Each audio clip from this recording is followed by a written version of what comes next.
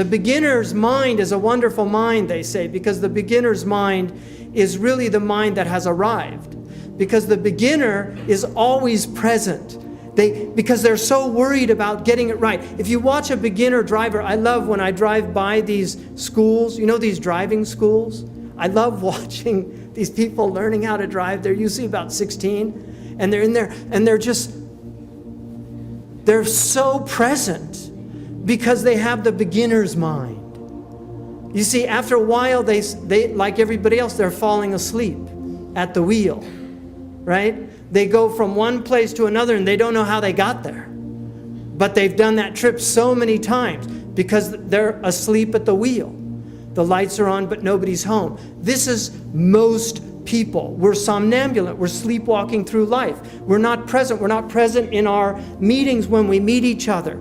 We go through the motions. We shake the hands. We don't really hear the names. When I lived with the Bedouin in Mauritania, one of the things that really floored me about some of the Salihin amongst them, one lady, and a very dear lady to me, she was the wife of my teacher and she died a few years ago, Maryam bint Boueba.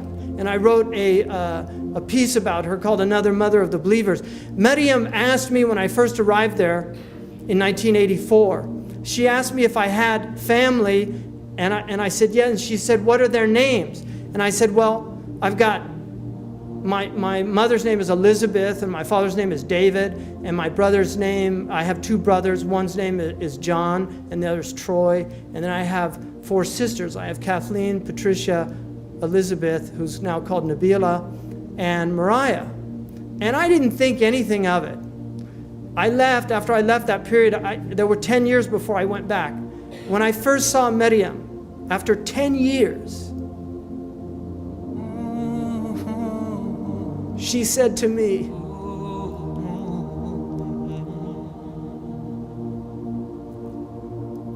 "Kaifa David? Kaifa Elizabeth? Kaifa John? Kaifa Troy?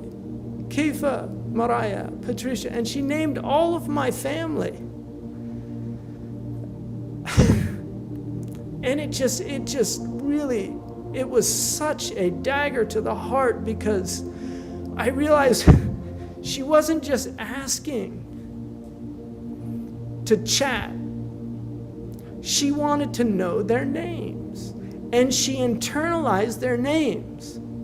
And 10 years later, she could recall names that she'd never heard in her life, because they're not Arabic names, and she only knew Arabic. And I was just so stunned, but she was a present human being. She did dhikr all the time.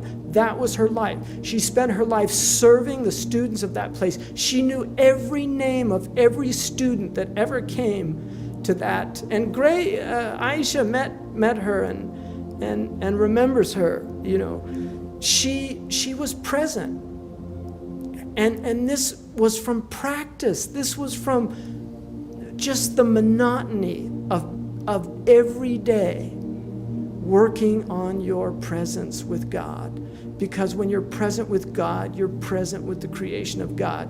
You start noticing things like the wind in the trees. You start noticing the subtleties of everything that's around us. It becomes real.